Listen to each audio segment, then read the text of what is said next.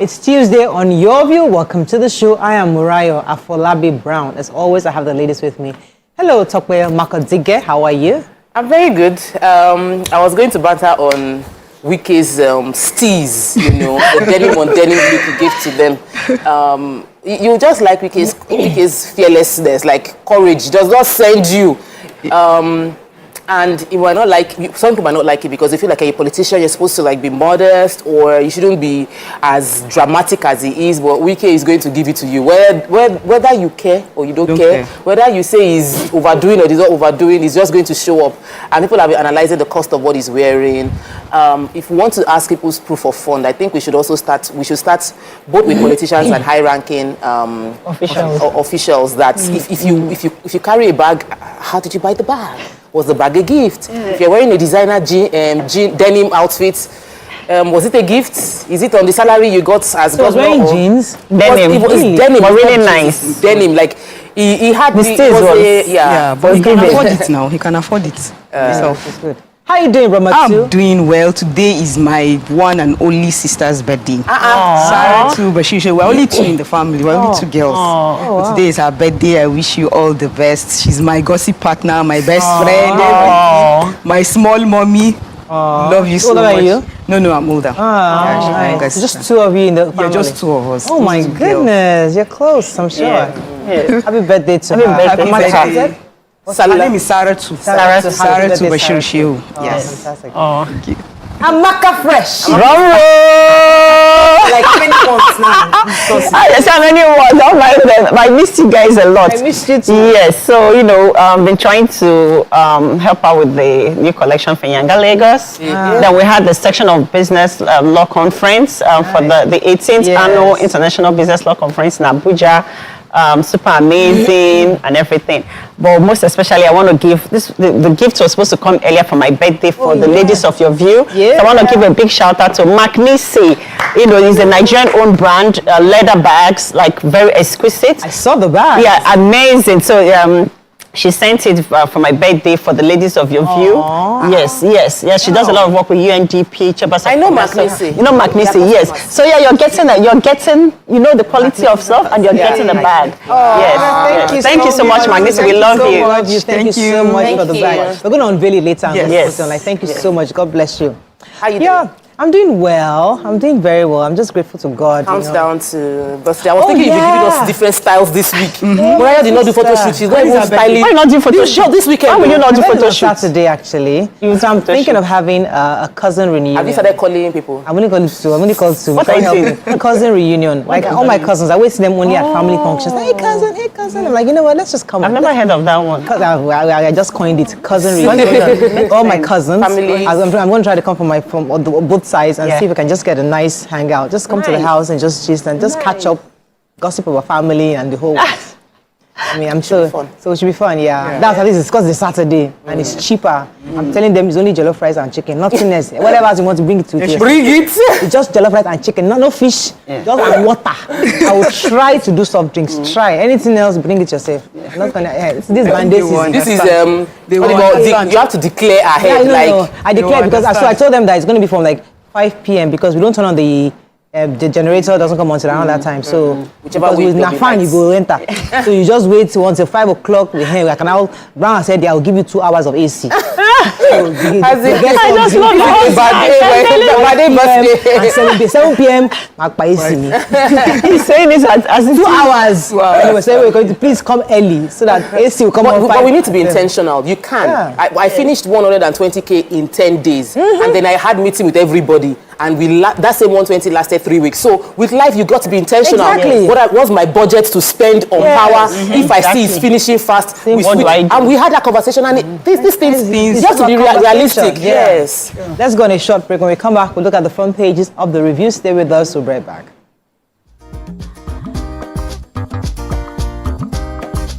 Stay tuned. Your View will be right back.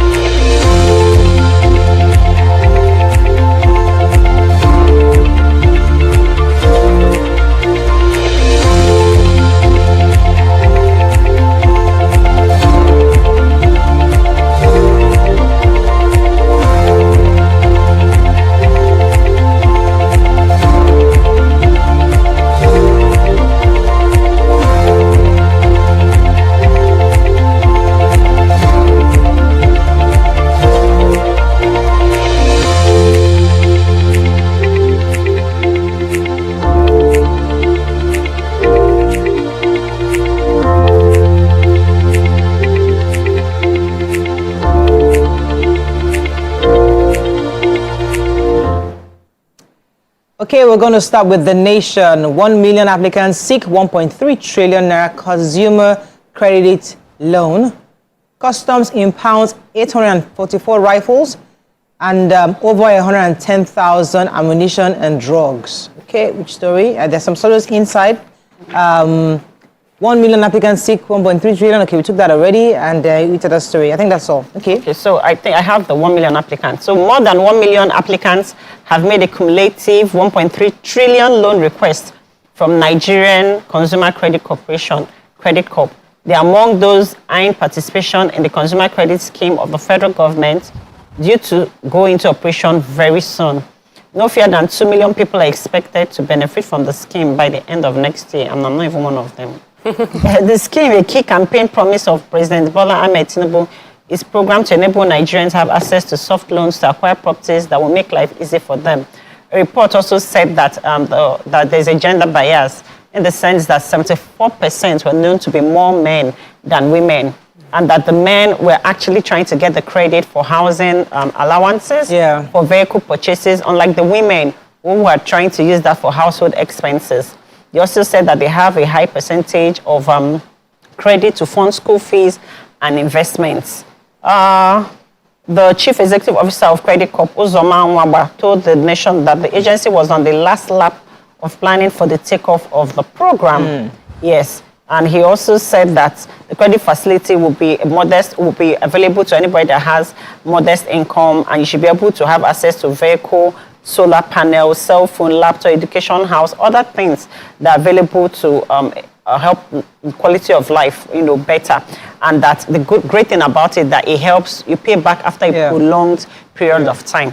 Yeah, I think I should key into this too. Yeah. All right, so the Minister of Finance and Coordinating Minister of the Economy, Mr. Wale Edun, has called for collaborative efforts to address the multifaceted needs of children and women in our society. He was speaking yesterday in Abuja during the Social Program Cross-Learning Summit, where he said that the government has introduced 25,000 naira cash transfer over the next 3 months to poor, vulnerable families to alleviate the immediate economic pressures and mitigate the socio-economic impact of recent economic reforms, according to the minister.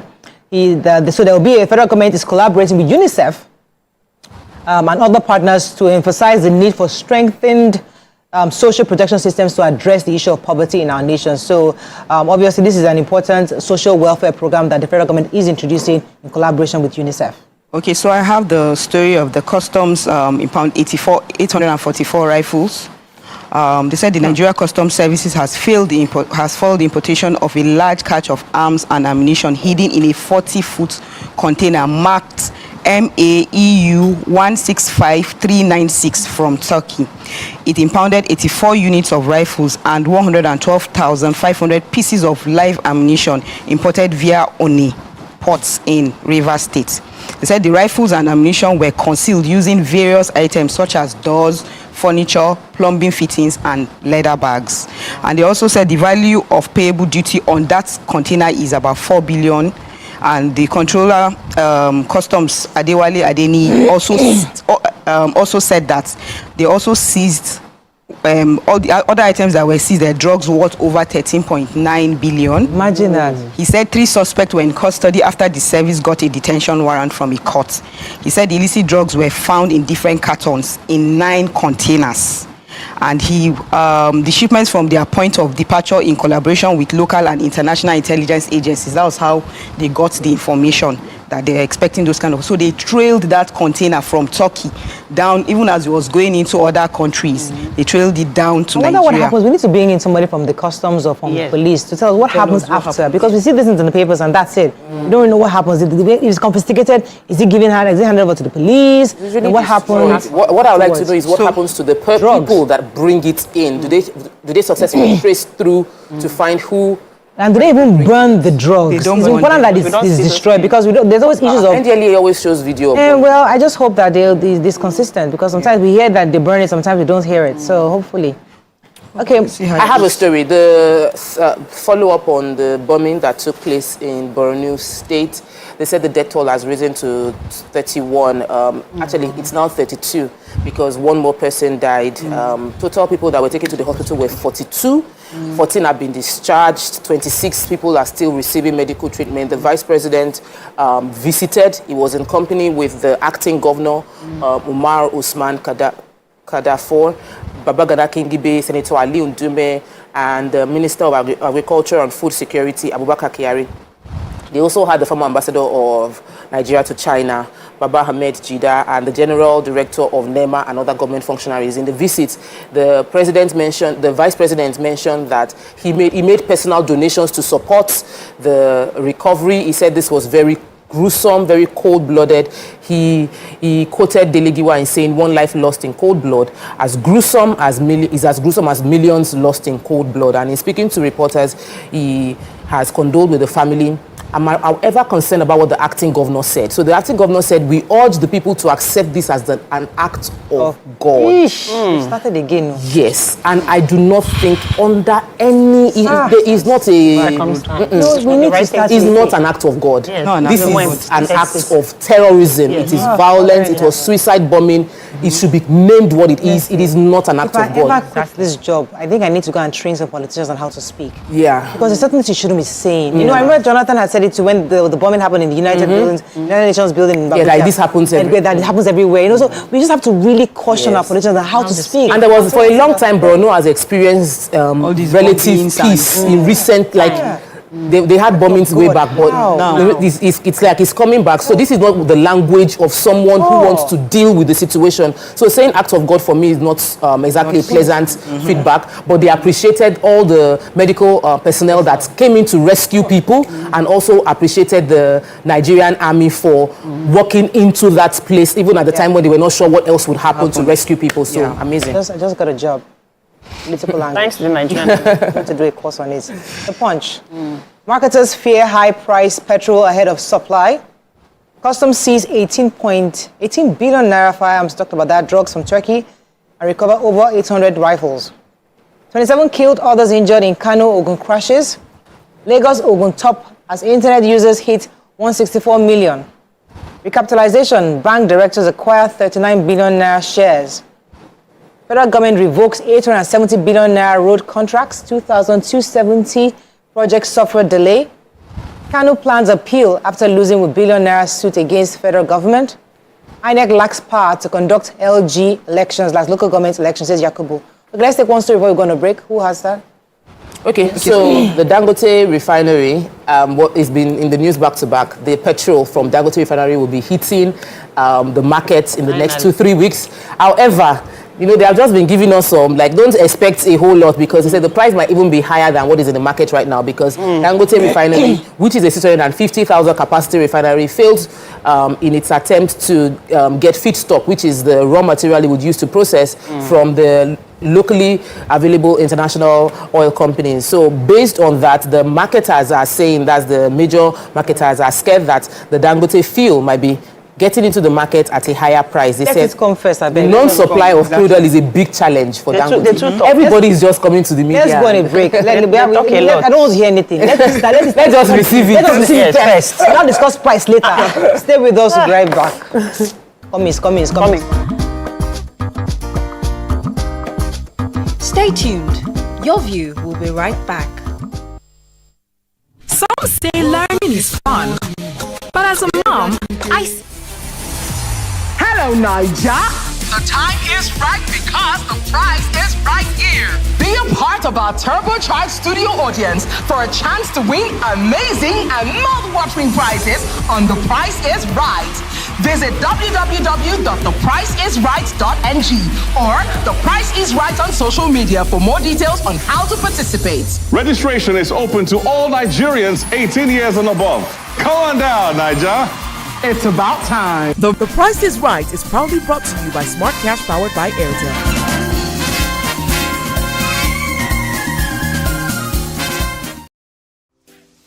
Welcome to Pure Entertainment. What would you like to order from our menu today? We have the regulars, result. Let me go and look for my jam result. So My 280 was 320. I suppose don't be one medical. You be like person without fortune. at this point, I contest my jam result. I want to close the show. I can go. I can. Okay, that's all we can take. I choose to Ejeki, stay. close the show. Give for that long. Ladies and gentlemen, number one, Unavailable by Davido featuring Musa Keys. We also have today's chef special. Yo, shiny, yeah. Say recap done, and it's time for number one on the countdown. One of Nigeria's hottest artists right now. His name is Rema, and this one is called Charm. Check it out.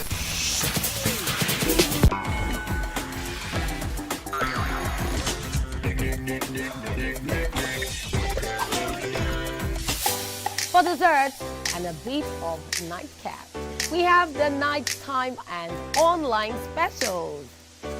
I want to start the gym, yeah, but do you know one thing that's actually keeping me back? You should start the gym though, you're getting fat. Cricket. She says she does pole dancing to empower women. What's the difference? There's a difference. That's what I'm saying. So pole dancer, you're already almost naked. You're already almost naked. The empowerment for me. Sex can make your relationship better. No, Sex can never be overrated. it is needed. Especially when it's good sex too. Almost every guy has been with somebody's girlfriend. Okay, we're still reviewing Punch. Any story there? Okay, yes. So Lagos and Ogun State are propelling Nigeria's digital growth. The National Bureau of Statistics have stated. According to the NBS Telecom's data report for the first quarter of 2024, released on Monday, Lagos State leads with 18.84 million active internet subscribers, followed closely by Ogun State with 9.53 million. The report also highlighted significant regional disparities, with other states showing varying levels of internet.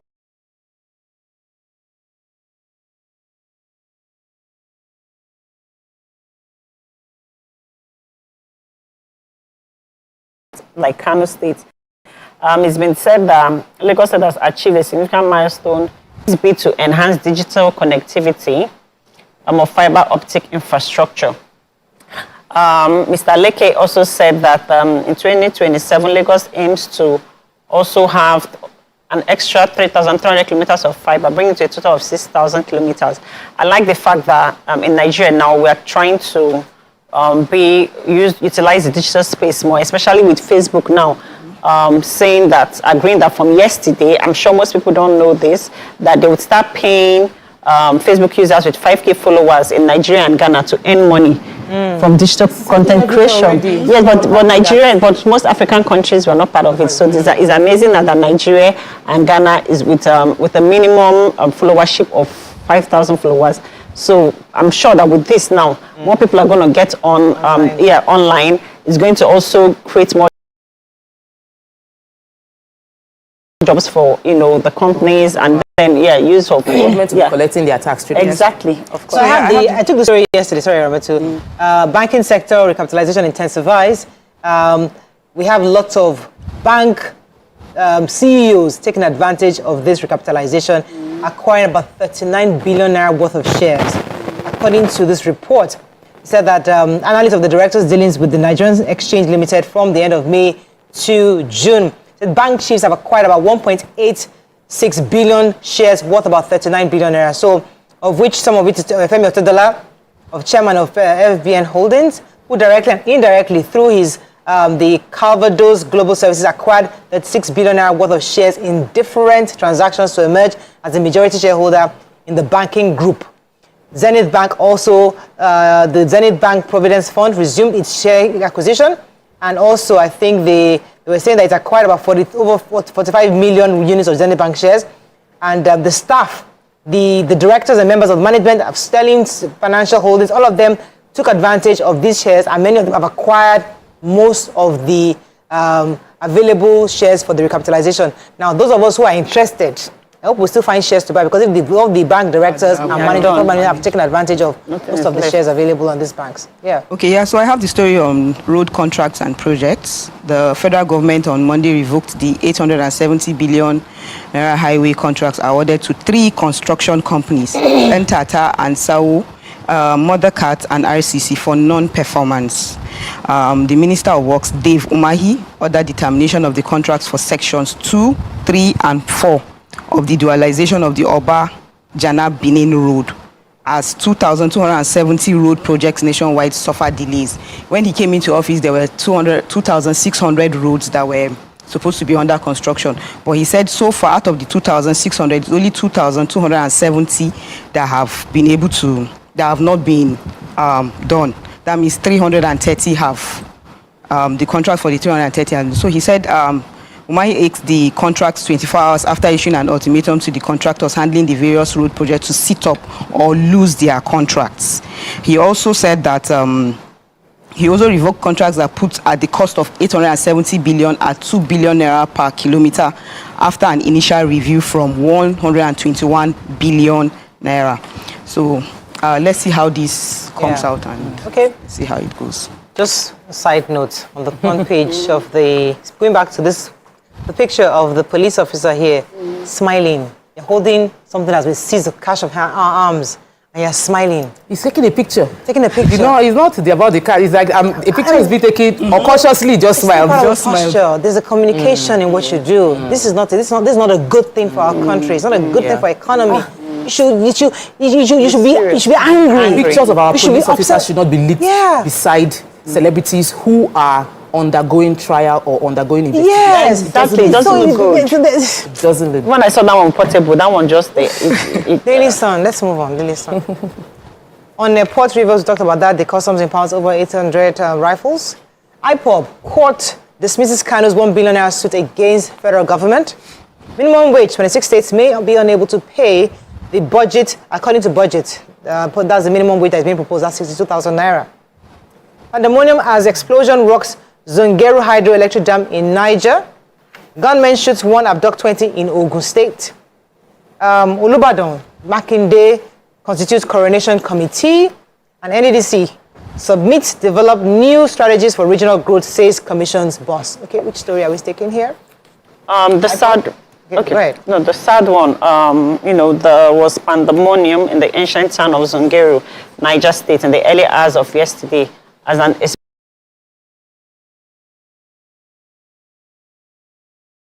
explosion reportedly rocked the hydroelectric dam situated in the area. The explosion, which left the people of the town scampering for safety, occurred while the workers were yet to resume for work, which is a good thing because at least more people will have been affected if they had resumed for work. It was however gathered that some workers, like mostly security personnel, they were injured in the incident. One of the foreign engineers who was doing the routine check at the time of the explosion, that they were all rushed to the Minas General Hospital, but that the engineer, who was believed to be Chinese, was first admitted at the emergency ward of the hospital for treatment, but they said that what is going on with him is the condition is too serious, so they are moving him to the IBB Specialist Hospital, also in Mina State. The number of other workers injured as a result of the explosion was yet to be ascertained at the time of this report. Yes, but that this caused a power outage in the areas where the dam supplies electricity. There were no official reactions yet, and confirmations of more on the incident and what actually triggered that and what made that incident happen. We're still waiting for that to be released. Okay, so if Nigerians don't believe federal government, well, there's a report from Budget. Budget is not a Nigerian government organization. So they have shown that the state, this is according to the minimum wage issue, because if you recall, the government is proposing 62,000 naira per month. NLC and TC are insisting on 250,000 naira, and they're still negotiating. So Budget is coming and saying that, listen, the states will have to individually negotiate their own minimum wage based on their economic realities. A blanket minimum wage is not feasible because of the revenue the states are making and the fiscal imbalance amongst the 36 states. The data is obvious and showing that the total actual revenue for the 36 states is about 7 trillion. And that's even aside from the money they collect from FAC. So of these states, 15% of the revenue is made from Lagos. So only Lagos, Delta, Rivers, Akwa Ibom, Bayelsa, Oyo, Ogbonondo may be able to pay the 62,000. Every other person cannot realistically. So the minimum wage might have to be negotiated individual state with labor and I think budget needs to get more donations so that they can break this thing down into layman English. Because all these things, they said, if that fiscal, the policy, fiscal reality is so important. The life, the revenue each state gets is different. The lifestyle of each state is different. Rental in different states is different. How much you pay for rent in Ibadan, how much you pay for rent in Lagos. So you cannot be putting the same salary structure and burden on each of them. So it's just. But no matter what we do, we need to also remember this does not just affect the public sector. It also affects the private sector. Exactly. That is very paramount. The only way we can solve this problem is to be able to distinguish and have a separate minimum wage for the private sector and the public sector. That is how this will work. That's a lawyer. Please let me take IPOP story. So IPOP has this is not IPOP story. I don't know why they put IPOP there. The court dismisses Kanu's 1 billion naira suit against the federal government. So he had alleged that they did not allow him to access his lawyer to access him, that they had eavesdropping on the conversation, that he asked that he be compensated with 1 billion, that his rights were violated. He didn't get fair hearing. Well, Justice Omotosho has equally held that there was no proof from the side of Nnamdi Kanu that there was eavesdropping. You can't prove that there were eavesdropping going on. That he also failed to prove that his lawyer was stopped from taking notes during the meeting which held during the visitation. He said there was no evidence to show that he was denied fair hearing. So without evidence, how do we now? The allegation is just allegation. Vanguard, our final paper, SDGs. 63% of Nigerians still wallow in poverty, says Tinubu's aid. 2024 Hajj, how federal government 8 states splashed 100 billion naira on pilgrims. Chai. BK to Kinjiwe will unseat you in 2027. Retail sales volume down by 50% in 1 year, says supermarket owners. And customs impounds container, we talked about that. FG sacks 3 contractors handling Obajana and Benin Road. Okay, which story? Very quickly. Okay, so I have the Hajj story. So they said to ease financial pressure on pilgrims who took part in the 2024 Hajj pilgrimage to Mecca, the federal government and no fewer than 8 states spent 100 billion on pilgrims as subsidies and allowances. And coming at the time when no fewer than 20 states refused to pay wage awards to their workers to reduce the hardship occasioned by the removal of the subsidy. An executive member of the Nigerian Supreme Council of Islamic Affairs, Alhaji Isia Kunle Sani, said that the Muslim committee never requested the Hajj subsidies. He expressed concern that the government priorities are misplaced and the funds could have been better spent on scholarships and other pressing issues. However, the Muslim rights concern Miri commended the government for the gesture, saying it was necessary rescue package for pilgrims. So they're just going back and forth and saying, okay, they are not supposed to have spent that kind of money on Hajj and all. But I know that the Hajj, what happened for the Hajj thing was that the Hajj, they paid their money right at the initial time. They paid very early. But that money was not remitted to the Saudi Arabian government in time. Why? So the federal government held on to it. The dollar now went up. So the federal government had to pay the difference. Because if they had remitted that money when the dollar was at the, when it was like that 8 something, it would have saved a lot. But they now remitted it when dollar was 1,500. So the federal government had to come in to help. I want to ask some questions. I want to take a story quickly, and we don't have time. Wike and Ireti Kingibe on Abuja matters. So as like Wike likes drama, and Wike is not here, so I need to give you people Wike's. The way Wike will have taken it. Said, I overheard somebody on Arise TV this morning, that was yesterday. Unfortunately, I heard the person is a member of the National Assembly. And it's unfortunate, I say so, with all due respect, that you don't know. What you don't know, you don't know. The Minister of State and my humble self have been in office for just 11 months. And the person is angry that they are praising us. And then he went on to say that the person, that's the minister, the senator will be taken out of, won't get re-elected. Long and short. Ireti Kingibe is representing FCT, and Ireti Kingibe spoke against what they are doing, that it was being elitist. And in reply, he said that people are praising them because they are bringing democracy to the people, and that they are able to provide bus services and all of that. The back and forth, Wike is not afraid to go for the people. Okay. Anybody that senses you are attacking him, he will give it to you back. Press release in the next few hours. You have to rope up on very important, but I guess we'll take it another time. That's all we can take on Front Page Review. When we come back with our hot topic of today, stay with us. We'll be right back.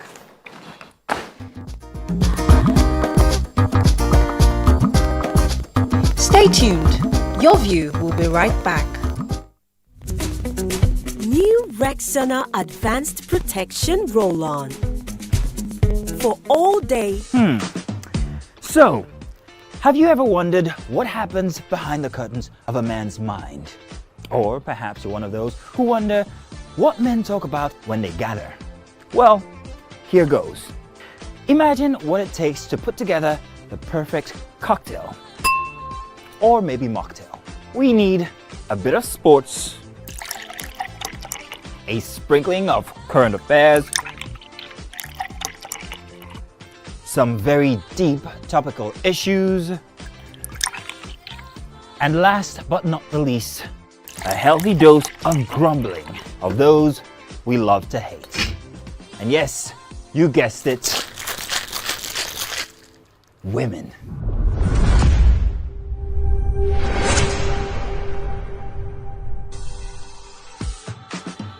So, if you catch the drift, then you're onto something. We will provide you with the right insights into most of your curiosities, right here within this beautiful cocktail we call the Black Table.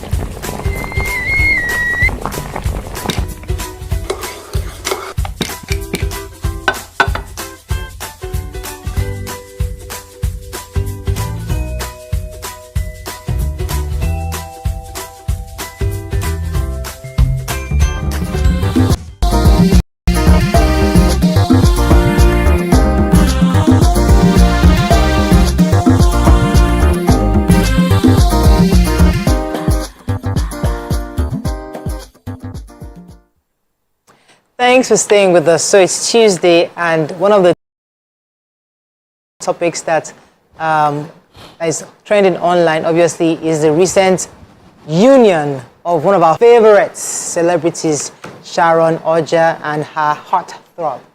And many people have come up with all sorts of allegations, all sorts of perspectives.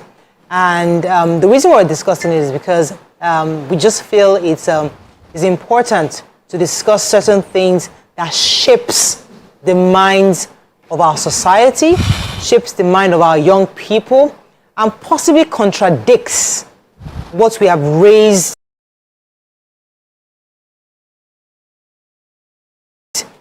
young women and even young men to do in society. We all shared in the joy and happiness of this young woman who would look so happy and thankful that she's been able to achieve one part of her life which she has so desired for many years. And but then people started coming up with all sorts of allegations about her spouse, and then it brings the question, what are the red flags? Because we have raised young girls to see red flags. You know, we have raised young girls to be careful, to be cautious. How do you remarry? How do you marry a divorcee? How do you marry somebody who is who has children, who is your second or third marriage or even first marriage? How do you marry somebody so much older than you? How do you marry somebody that is much younger than you? There's so many things society puts out there. And the world is changing. Things are seen differently. How we see things now is different from how we used to see things back then. So it's important to have these conversations to see, is society changing? Are we redefining what is right and what is wrong? Are we now determining, is society going to continue to determine what is right to us? Or we make our own rules in this new world? So that when young people are making their rules, when a young girl goes to her mother and says, I am in love with this man, I'm the third wife, I'm the second wife, the woman should just allow her daughter to love. Or should we still bring that parental part of, you want to be the second wife, you want to be the third? No, he has 5 children already. No. How do we begin to shape society going forward? That's really the conversation today. You can call us on 081-0764-1679, 090-241-63440. You can also tweet to us at tvcentertainment. Please hashtag your view TV so we can read the tweet. So there are lots of young people who desire marriage. As I said before, marriage is not for everybody. Some people are content being single, and that is fine. But for those who desire it, they are getting to a point in their life where they're like, you know what, I don't care if it's the second marriage, if it's the third marriage, if I'm the sixth wife, as long as I'm okay. I've gotten to a point in my life where it's not about how many marriages I had, it's about my happiness. What are your thoughts? Do you think we should still consider red flags red flag? Or we just see it as somebody's opinion? So, I'm so happy for Sharon. She's such a sweet... she's our nice little puppy doll. Yes, sweet, beautiful, and you know, the love and all of that. It was such a beautiful wedding to watch. And then the news came out. Immediately the news came out, and it was that, oh, she's marrying someone who's been married 3 other times in the past few years. She's the 4th marriage in the past 5 years. I was like, I hope this is not true. Then God forbid. Let them just come out and say, let there be a disclaimer. But there was no disclaimer. So this allegation lingering might or might not. We still don't know for a fact because there hasn't been a proper rebuttal concerning it. And I just felt very sad because I am all for red flags. I'm all for red flags because trauma always comes back if you don't heal appropriately. If you don't deal with trauma, it will repeat itself. This circle, this thing, you can escape it in one way. It will come back and haunt you. Many people carry burdens over the years, and it keeps making them fall into the same trap over and over again until they heal from it. I know someone who broke off her engagement when she heard about the other engagements the guy has had. This one is not wedding, no. Other engagements, and saw the handwriting, and they had an agreement that let's just break up this engagement. Let's both go into therapy. It was not a usual thing. Till now, this is a year after that breakup. They have not back together, but they are still going through therapy because they needed to deal with some of the things that is leading them into getting into a relationship, but not making the full commitment at the end of the day. So if there is something like this going on, this is major, as in it's not just red. I don't know, can anything be more red than red? This one is a waving red flag. Now, that's not to say that there can be positives to this story. Maybe he has gone through his therapy, maybe he has healed completely, but the the period of the entire thing was very short, as in from 3 months. Meeting to proposal to wedding, 6 months, 7 months, all, the entire relationship. I'm all for love at first sight. You know, I'm a loving girl. But I always like when you go into love, don't let love blind you. Open your eyes because, you know, it's life. Life is life. Okay, so to me, I think she, from her story, because she was, if you see her in the video, she was passionately talking about how she fell in love with him, how they met and everything. And to me, I think she's in love, and I think they should let her be. Yes, the guy he may have a bad past or something, but that shouldn't be, because we Nigerians were too judgmental. Because it's possible that he must have learned from his first, second, third, and maybe this one will work out. We don't even know. We are not even sure that, we don't even know that maybe this marriage will be the last one. It could be the last one. And it could be we could be searching, you could be searching even in marriage. So let's see how this... That's so true. So I mean, I like those angles, because the idea really, one of the reasons why this show exists is to bring different angles to the table so that people can understand. We don't like to just sweep issues under the carpet because we're so used to let's just flow. Because let us analyze each situation and understand it so that we can then replicate or remove certain things from our system. Let me come to you. What are your thoughts on this beautiful love story? So first, she killed me when she said you can still be searching for your marriage. That's a good one. Anyways, first off, I want to say a huge and big congratulations to Sharon Oja and her husband. I watched the whole movie, fairy tale and everything, and man, I think I have to start planning your view wedding very soon. And you put me in prayer. You know my score is too much. So anyways, so I'm going to take this from different 2-3 perspectives. First off, like I always say, man, know thyself. No, because. Why am I saying this? We need to understand and respect the fact that people go into marriages for different reasons. So what you might constitute a red flag might not be a red flag to me because my reason and intention of going to that marriage, I don't care about the red flags. I'm going there, I have a goal, I have an aim, I have a time frame.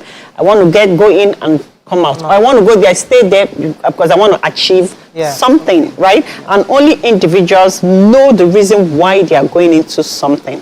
One, that's first off. Second off, red flags are red flags. And I believe that I love when people make informed decisions, whether there's a red flag or blue flag or purple flag.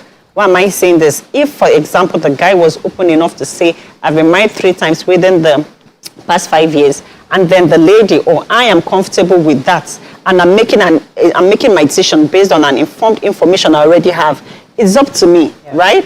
Where I have a problem is if the guy hid the fact that he was married 3 times, and then during the course of this wedding, that information comes out.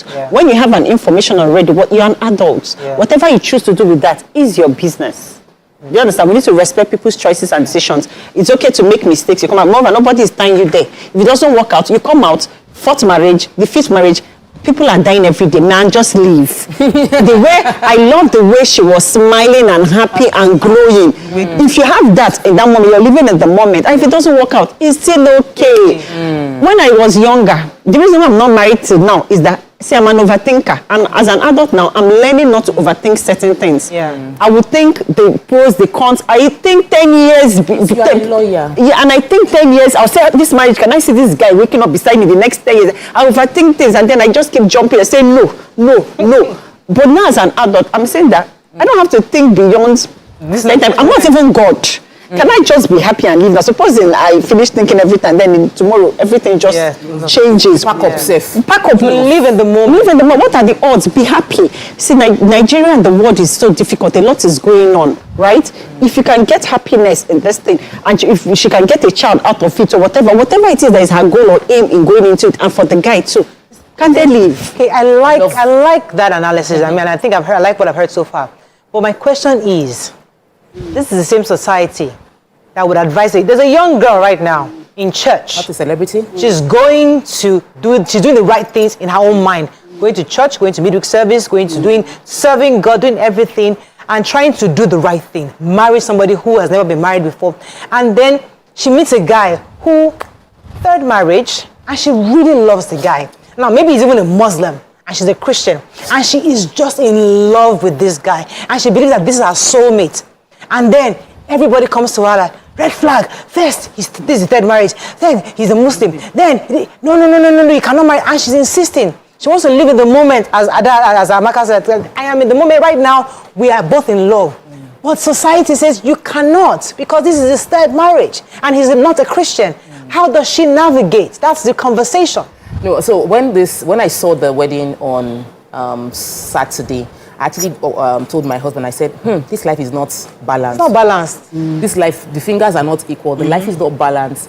When you are influential, when you're popular, when you have money, you seem to be able to get away with a lot of things that regular people can't get away with. You think you can bring in a celebrity pastor to conduct your wedding. In typical church system, Pentecostal churches, the pastor will not join that marriage if you did not go through marriage counseling. There are many requirements, and your family, this one, that one, because they want to be sure, like, we are putting our seal on a wedding that we can vouch. But how much scrutiny? From my perspective, how much scrutiny did Sharon's wedding get? Because we are not talking about it, because it is a celebrity wedding. Everybody is just in love and love bombing the celebrity that they love, they've seen on the scene, and she's so happy, and we're just happy for her. And some smaller people don't get that same edge. They are having to satisfy. See Davido's wedding. Typical Igbo wedding, you are going to the village. But when you have money, you bring the village to Lagos. You know, like, when you have money and you have influence, people will get away with a lot of things. And I don't think it's necessarily right. So some people will look at me and feel like, you're being too traditional, you're being too strict. On this same show, we have discussed red flags. I've discussed the fact that it's important for you to open your eyes, because when you get into it, the stories we hear are pathetic, and sometimes it can derail your life. So it is important that you look ahead, and I am all for maturity, you know. That's what I'm saying. There are decisions you make in your 30s and in your 20s that you probably can say, I'm making, but when you're in your 40s, it is a different ball game. I'm talking about you're young. So I like where we're going. So is it possible that even though there's a red flag, just like Ramatu said, this is a love story that actually was intended, and it happens that they live happily ever after. Then, if it happens, hopefully it does. Can we then re-teach, re-educate our young girls to focus on love and not the red flags? No. I don't believe in that. Let me just quickly say this. If, and I'm praying, I'm not even if, I pray this marriage has that love, happy ending. With all marriages, there are ups and downs. It's just about you navigating through it.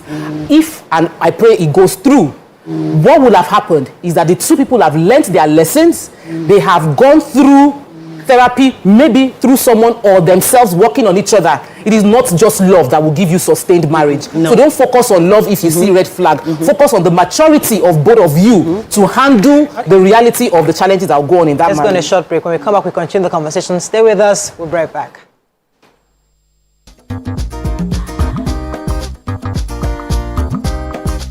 Stay tuned. Your View will be right back. Level 2 electric. Hello, Niger. The time is right because the prize is right here. Be a part of our turbocharged studio audience for a chance to win amazing and mouth-watering prizes on The Price is Right. Visit www.thepriceisright.ng or The Price is Right on social media for more details on how to participate. Registration is open to all Nigerians 18 years and above. Come on down, Niger. It's about time. The Price is Right is proudly brought to you by Smart Cash powered by Airtel.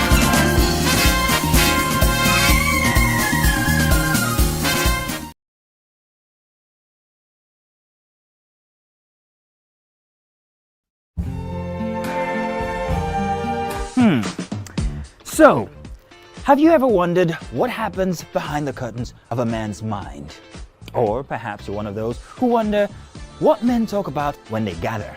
Well, here goes. Imagine what it takes to put together the perfect cocktail. Or maybe mocktail. We need a bit of sports, a sprinkling of current affairs, some very deep topical issues, and last but not the least, a healthy dose of grumbling of those we love to hate. And yes, you guessed it, women.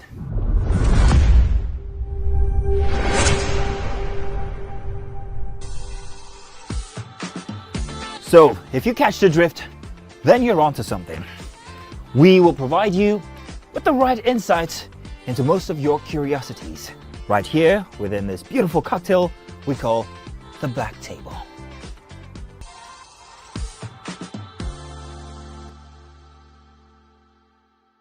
I'm Miriam Lunge. I'm a passionate environment advocate and a published author. I am the founder of Celebration, a businesswoman, and a fashion icon. I am a wealth coach and a real estate developer. I am Amako Arakwe. I'm a corporate commercial lawyer and an entrepreneur. Barkamu da warhaka. I am Ramatu Shehu Oyibo, an entrepreneur and a business coach. I am the voice of an Muslim.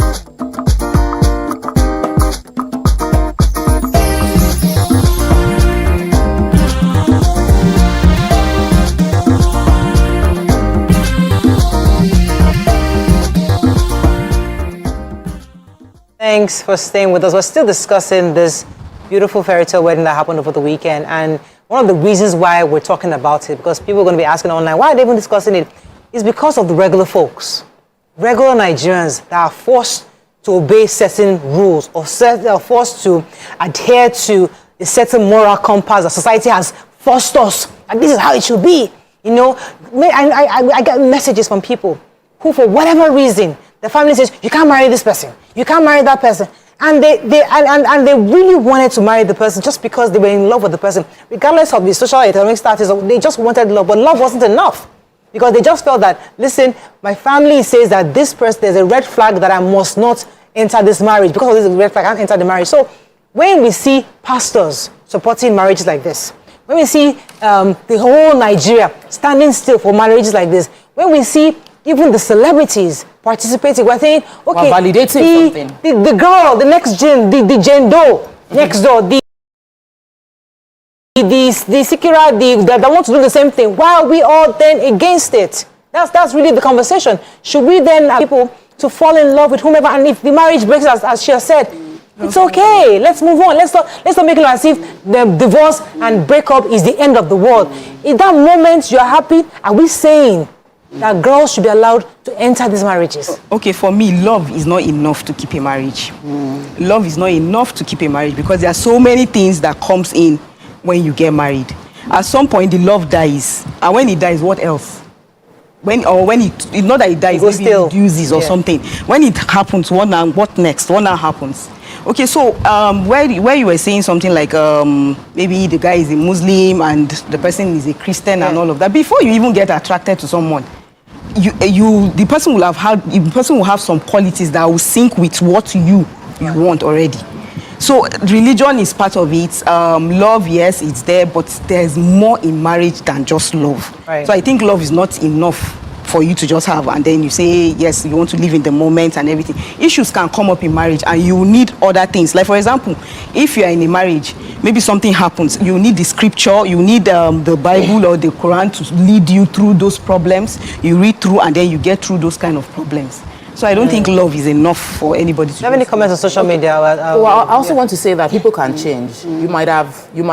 People can have when I've made 3 mistakes and the 4th one is the right one. We're not saying that is not in reality. Yeah. We're just saying that a red flag means you pay attention to this thing, not that we can just blow through it. And like Mario said, the conversation is more to let us see because once one has happened, there's precedence. Yes. Then I'm like, see, she has done now, so why are you stopping me from doing, what's holding me back from expressing?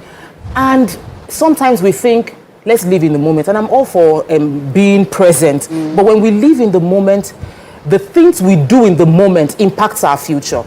The things we do in that moment impacts our future. And as much as possible, let us always give that balance view. If you live in the moment, the repercussions will be on your future. If you are willing to chest it and go. A man can recover from having 3, 4 wives. Very few women are able to boldly say, oh, I've had 3, 4 husbands and I'm moving on.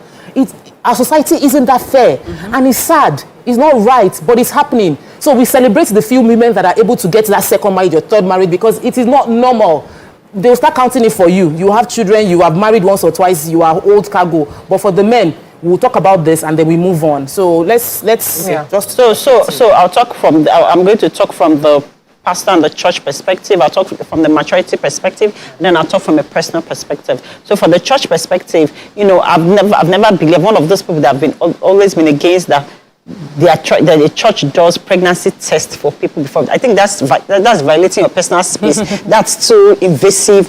I don't get it. I don't understand why people go to those churches. It beats my mind because, like you said, for certain Pentecostal churches, you said that celebrities get away with a lot of things. Look at Davido, look at Chioma, they've had kids, and everybody's celebrating them and stuff, and nobody's even talking about them. But if it was just a regular member of the church, they'll tell you can sit down at the back of the church, they will ostracize you and all those things. I've never pleased, as in people should live. Christ, our God, in Islam too, the Savior came for the sinners, not the people that are righteous, the saints. So let's take that aspect. The maturity. A man can meet a woman and vice versa when they're immature, right? And then they might get married and they don't even get the grasp of certain things, or at that point in time, they've not even understood who they are as a person, and then it might not work out. And then when they get matured and they meet somebody else, it's entirely different, right? And then patience. You find out that as you're getting older, you're more patient and more tolerant of certain things that you won't have been when you were younger. So we also need to put those factors into variation, especially when judging in such situations. Then let me also come from a personal perspective. What one person or your family or people might consider red flags might not necessarily be a red flag when you look at it in the long run. Why am I saying this when you talked about the young girls, right? First of all, it's important as a young girl or as a human being to be confident in who you are and the choices you want to make, right? And it still takes me back to that know yourself. Like 14, 15 years ago, I fell in love. I was madly in love with somebody. And in fact, for me, this was the only guy that I could ever want to marry. He checked all the boxes for me. But the only thing was religion. And my parents, especially my mom, said she would rather die than for me to get married to this guy. Because the religion they were practicing, at some point they might marry, they give them the right. It's Christian, but later they said they can marry second wife and everything. I also feel that she didn't have a better understanding, understanding or whatever, also because of what people around were saying and the pressure and everything. And at that point in time, I wish I stood my ground. because this person checked every other box, 100% aside from that, right? And to them, that was a red flag. I was going to get into trouble. And because of how I was brought up and I was trained, I didn't want to get into marriage without my parents' blessings, without my family, having that family support system. Do you understand? But now, as a more mature person, I'm able to take my choice and decisions, and I will have presented things better with my parents. I'm a naturally stubborn person, but when you got to that part, I didn't want to walk that journey by myself and alone. Thank you for taking me. Now we're getting to where I'm trying to go. Yeah. Because a lot of women have been in that situation where they wish they had stood their ground. This young woman called Sharon is standing her ground. I know of your baggage. I can be second, I can be third. But I know of your baggage. I am standing my ground. I fall in love with you. I am marrying you. And I'm happy that society is allowing me. But can another woman out there learn from Sharon and say, I'm standing my ground? Regardless, because our mothers have said, these are the red flags, don't go. Our pastors have told us, our counselors have told us, our coaches, our therapists have said, no red flags. And we're saying, because of these examples, I will go in that red flag, and I'll fall in love with this person, and I'll turn it into a beautiful dress. And I'll turn it into a beautiful story for myself. And I should be allowed to, and society should not judge me, because I am choosing to be the third or fourth wife. Like I said, as far as you're making your decision and choices based on information, you're informed, you know yourself, and the man has been transparent enough to put his cards on the table. When someone puts their cards on the table, people have HIV and people are marrying them. People have life-threatening issues. It's when you deceive people in making certain choices and decisions, that's where I have a problem. So I agree with you in terms of making your decision. But we also have the Yoruba proverbs that says that what an adult can see sitting down, even if you climb ladder as a young person, you might not see it. And in most cases, it's valid. I am one of those that got married and I had to convince my parents on the validity of my relationship, because there was a lot of no against it.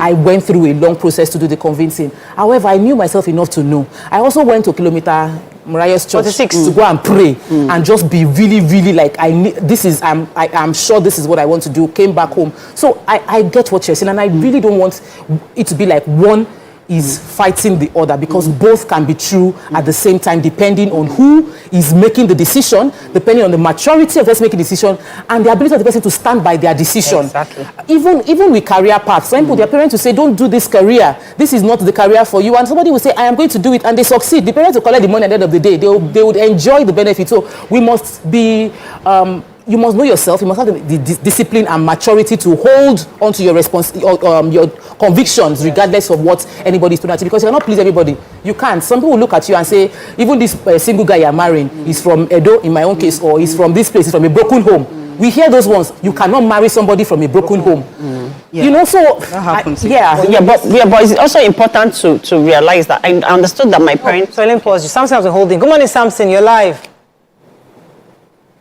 Good morning, Samson. You're there. Comments. Go ahead, please. You're live. Go ahead. Okay. I'm the second wife. Sorry? Hello, Samson. Oh, good. I think we lost that call. I have lost. So I understood that my parents, especially my mom, was pushing because of the love she had for me. She didn't want me to make mistakes. She didn't want me to be hurt, right?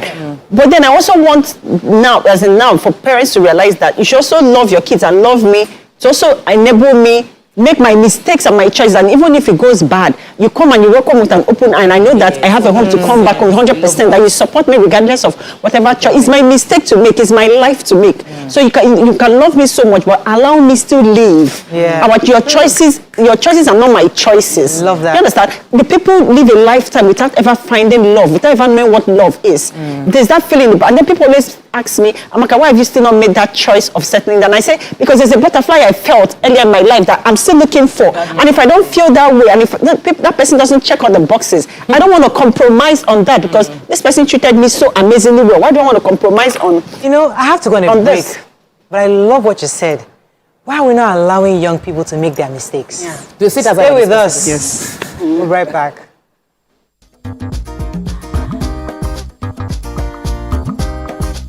Stay tuned. Your View will be right back.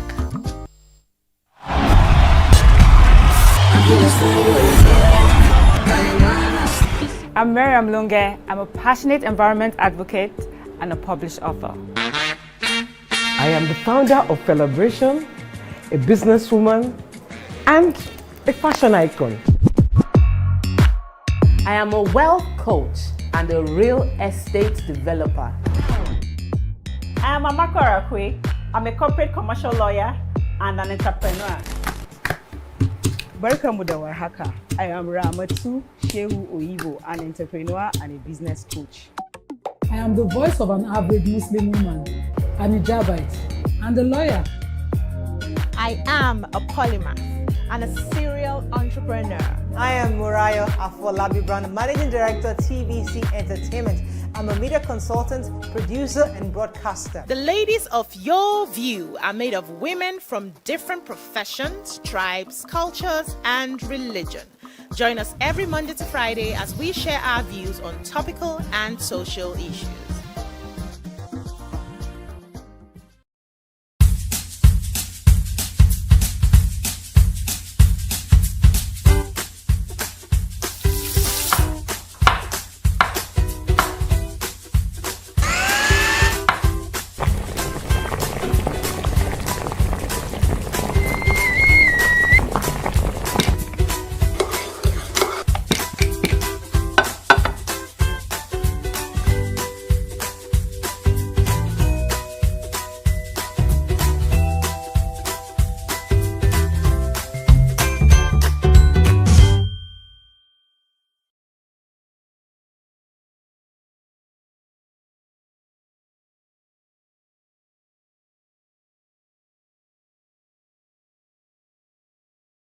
This is Sharma. Saying it, not the way they want it. Outrightly, I don't think I would budget more than 25K for a first date. The Generation Z are ranting. I'm 3 hours, 2 minutes after the Minus 28, please. Don't show me. I don't want to see.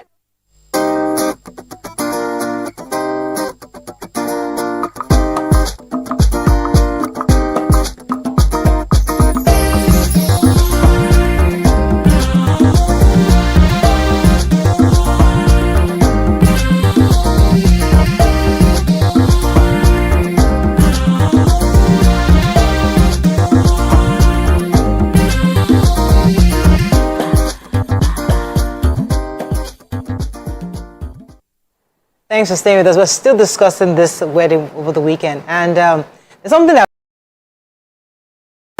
they say in church, that God hates divorce, but God doesn't hate the divorcee. So God processes the act of divorce, but doesn't hate you as a person. So in that case, is it okay, therefore, for a young person to be allowed to make mistakes? All of us screaming, red flag here, red flag there. Should we, just like you said, because some red flags are there, if you go into it, you make the mistake, you end up being a divorcee. God still loves you as a divorcee. It doesn't make you less of a human. You can then try to do another one, but we make it so bad, like, God hates divorce, that once you enter like this, you can't go back out. So in this new world, on this new reality that we're seeing, are we saying that because God doesn't hate you as a divorcee, if you fall in love, if your heart says, this is the woman, this is the man, should society just allow people to just fall in love? Okay, so the mistake you're talking about, right? For mistakes, you can make calculated risk. So the reason is, people want to make mistakes, but you want to know the kind of mistake that you make in marriage. So you want to make sure that you take the right decisions.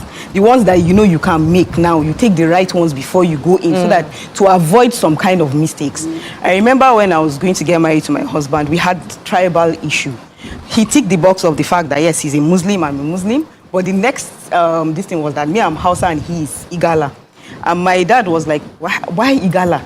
Why do you have to go and marry Igala? Well, we met in school. We've been dating since from school and all.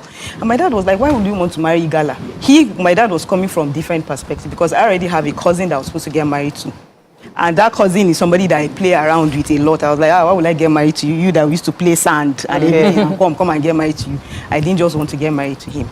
But then my dad was coming from a point of, okay, their culture how they accept women in their other people from other tribes. And then secondly, he was talking about the political career. If in case I want to go into political career, he's always like, these galas, they are just not in that political circle and all. So at the end of the day, there are some kind of, just like I said, there's some kind of mistakes you can make in the marriage, but let it be calculated. Know those things before you go in. Let's take a few comments on social media as well. People's personality also differs. Some people are risk takers and some people are not. So if I am someone that I want to be sure, I want to know the kind of risk I'm taking, then my personality will not jump into somewhere where, and red flag does not mean you won't get married, but the awareness of the red flag means that you are able to manage the situation. But if you're now blinding yourself where the red flag is there, you walk in blindly, close your eyes and say there's no flag, there's nothing happening. That's the one that I believe is not wise. So being aware of the red flag and choosing to go ahead means I'm a risk taker. I know. Let me own my own wise decision. Yes, I would. If it happens, it happens. If I enjoyed it, I enjoyed my wedding, I enjoyed that day.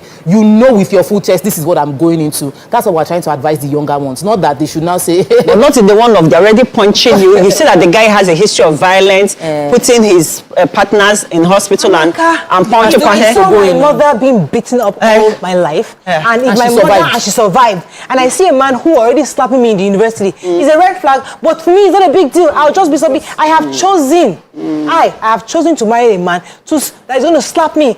Allow me.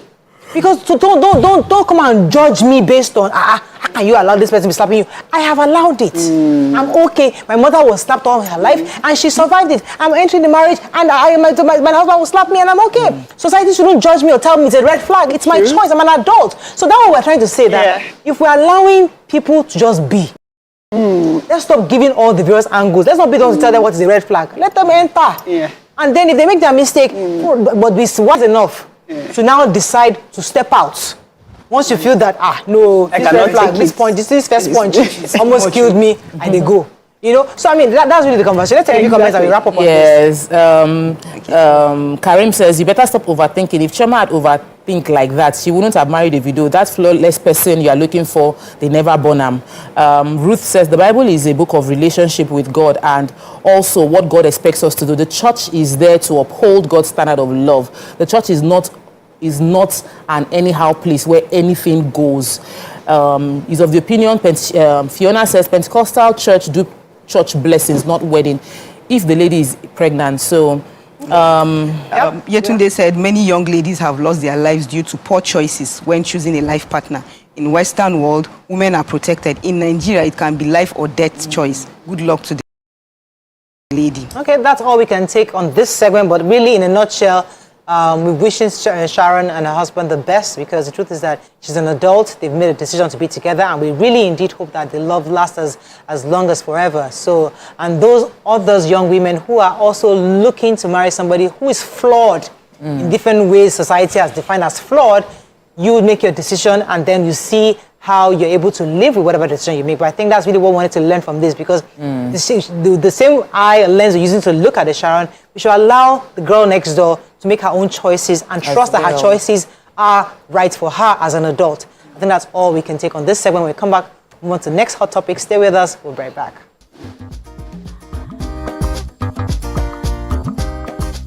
Stay tuned. Your View will be right back. It's downright time to speak with the Gen Z perspective. Hey, Chico, this one, like, this is Sharma, this is Sharma. Saying it not the way they want it. Outrightly, I don't think I would budget more than 25K for a first date. The Generation Z are ranting. I'm 3 hours, 2 minutes after the minus 3 years, please. Stop showing me. I don't want to see. That's why they'll keep Gen Z, express yourself. How long will it take for you to kiss then, even if it's not sexual intercourse? The conversation just got Gen Z'd.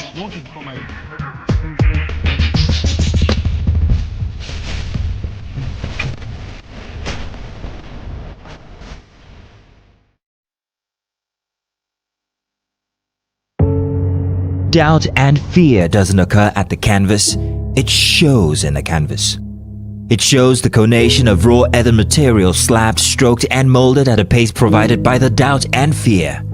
Every move weigh in the struggle of one to the other, merging the past to the present, brushstrokes of colors seen but not known. For when the wailing stops, the pieces settle down in abject beauty erected for a century of a century.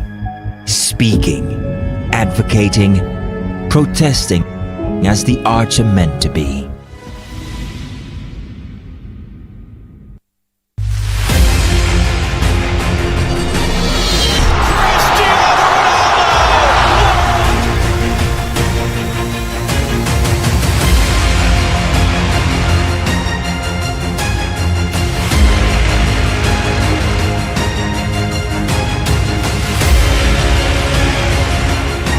Argentina, champions of the world!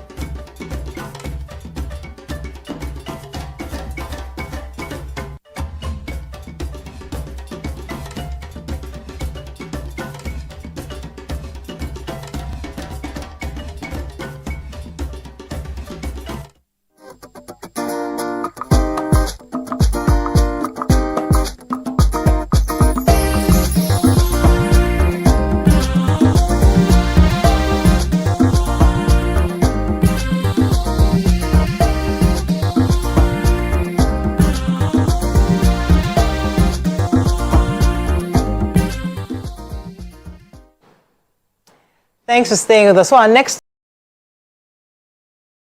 topic is about Rita Dominic. So popular Nigerian actress Rita Dominic responded after a critic tried to shame her over her role in the Lekki Housewives reality show. The ex-user said that there are certain projects your brand should outgrow, because why is Rita Dominic in Lekki Wives, or whatever it's called? Come on. According to Rita, said they're actors. Only people who have no single drop of artistic integrity speak like this. If you listen to them, you will soon begin to believe you are more important than the industry that gave birth to you. What are your thoughts on this? Because this brings up quite a few lessons on how people overprice their brand or underprice their brand, or think a certain level of themselves in comparison to the industry where they've been working. What are your thoughts on this? You can call us on 081-0764-1679-090241-63440. You can also tweet to us at TVConnect. Please hashtag YourViewTVC so we can read the tweet. There was an article I read by somebody, I can't remember his name. He was referencing Genevieve Naji, because she was in a recent interview where she was talking about how she would have gone into Hollywood, but then she realized all the issues in Hollywood. And the person that was now rebuffed what she's saying that you were desperately trying to enter Hollywood. And we were there when you were intentionally going to all the major awards, trying to talk to people, having several meetings. You were doing everything to enter Hollywood. Unfortunately, they couldn't take it, because obviously even the average African American also tried to get into that industry, and it's difficult for them. So in that case, in relation to this, is that the industry that birthed it, which is Nollywood, is where you should have actually blossomed. But you had, according to this article, you had abandoned it to go for Hollywood. Unfortunately, Hollywood did not take you on as expected. So what Rita is saying is that nobody should feel that they are bigger than Nollywood. That you should be able to take. But what are your thoughts? Because he is saying that your brand is huge. Why would you be doing Lekki Wives? Is that like a reality show for a few seasons? What are your thoughts on Rita Dominic? A Yoruba proverb says, Odo to bag bag goriswe. That a river that forgets its source is going to dry up. And I love the fact that Rita Dominic she didn't go into rough fight with the person. She just said, this is artistic integrity. I love the word. In that if I respect the art, there is no role I cannot play. We have seen actors who get into this a very classy madam role, and that's all they do, and they are boxed into it. When you see those that are thriving abroad, they do everything. They play different roles, from comedy to action to everything, because they want to be versatile, to show that I am really, this is my artistic integrity. I am keeping to it. That's the same way actors should be. So in Nigeria, somebody will become so big, he cannot do some kind of movies anymore. And you are invariably going to get yourself out of the market. But if you stay grounded, you do the job, over time, people will know that this person delivers on everything, and you will remain relevant. Very soon, you'll now start asking, where is she? Like, they are asking Genevieve where she is. For a long time, people were asking, where is this person? She's no longer showing again. Why? Because she has felt like if the movie is not the movie is not this one, I'm not going to do it. Hello, there's a latest movie that is number 1, number 2 over the past few weeks. Something Trigger on Netflix. Warning Trigger. The actress in that movie, they say she's extremely rich. She has many businesses, that she shouldn't have done that movie. It's her own media company, but she knows that she hasn't done movies in a while. If she does not do movie, even if she has money, you will just realize you are not there anymore, even in Hollywood. So she had to get back into, she produced her own movie so that she is there, because you need to, if this is your job, you need to continue to do the work constantly. So I am all for what she said, and I think people should, younger ones should learn from it. Yeah, for me, when I saw the message, I thought it was an attack on my favorite Rita Dominic. Of course, it wasn't, because from the way the guy said it, he really placed her where she truly is, and I love the reply that she gave to him, right? So sometimes it could be that she accepted that role because, we know Lucky Housewives, we know the ratings and all. Look, maybe it's possible that they brought her in so that to increase the ratings of that show, and again to add spice and poise and classy stuff into that particular show. It could be that's the reason why she came. She wanted to be part of the show. And another thing is they must have offered her a lot of money. You never know, and of course she can't turn down money. And also, maybe there are reasons. There must be a reason why Rita Dominic decided to take that role. But I like the way she explained herself, and she made him understand that not all rules that they can take and all. So I love the fact that my darling Rita Dominic did not lose guard. Yeah. She also answered in her classy and posh manner as always. Yeah. So first off, Rita Dominic is a performer and entertainer and actor. And she should leverage on every platform or any platform she chooses or wishes to, perform her craft. Yes, to perform. And no matter how great you are as a human being, if you take yourself out of the scene for so long, you'll be forgotten. Secondly, there are younger people coming up every day, more creative people. So you need to also stay relevant in whatever field.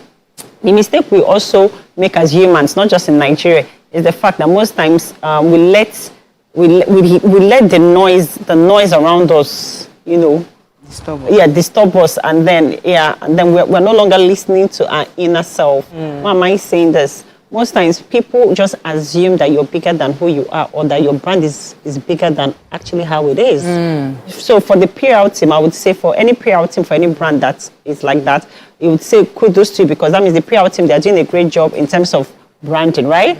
But then the problem with things like this is that people begin to assume, and then you now start having a kind of stereotype or start feeling that you're bigger than actually who you are, right? So you have to be mindful in joining a gap of my reality versus other people's reality, okay? Yes, because sometimes you overprice yourself and then you lose your customer base. Because then you don't even have people or producers or people that can not even afford your craft. All right? That one is a big one. Yes, because for every business, when it comes to business analysis and budgeting, there's a budget for like every movie, especially Nigerian movie, and what comes back. And that's why you will still see all the Abba movies, the Asaba movies, the Onitsha movies still happening on YouTube, because there's a market for it. And so there's a certain amount of profit margin that comes back, right? So, and it's how many actors or producers are now on Netflix or Prime and stuff. So there's a budget for this thing. So these people have to earn a living. The economy is already hard. Apart from earning a living, they need to also project themselves. They need to also show different characters in who they are as a performer. So they should just let her breathe. Okay. Take care of herself and enjoy yourself. All right, so I was going to move on now. So in a nutshell, really, people should learn. Don't take this comments from fans too deep, and don't lose yourself in the space of fame. Many people do, and they forget about them. Even in music industry, even in this TV show thingy, you feel like, oh, everybody is hailing you. When they don't see you again, they're like, oh, I used to know that lady back then. People move on. So you protect what is important to you. Talking about protecting what is important to you, you know, I'd like to link it to the story of the estranged husband of the ex-minister, Diezani. She said that she should stop using his name. The former Chief of Naval Staff, Admiral Alison Madueke, has filed a petition in the Lagos State High Court seeking a legal declaration to end his marriage to Diezani and requesting that she stops using his last name. What are your thoughts on this? He's asking the court to order the former Minister of Petroleum Resources to revert to her maiden name, Agama. This was contained in Madueke's petition for justification of marriage, declaration that the marital union has ended. So the ex-chief naval staff urges Diezani's ongoing use of his name, despite their marriage being legally over, is damaging to his reputation and could lead to unintended consequences, including mistaken liability. So they're having issues. So the name Diezani Madueke, for him, is having a problem. So it's like, you have left me. We have been divorced legally. It's time for you to drop the name. But that's the name she used.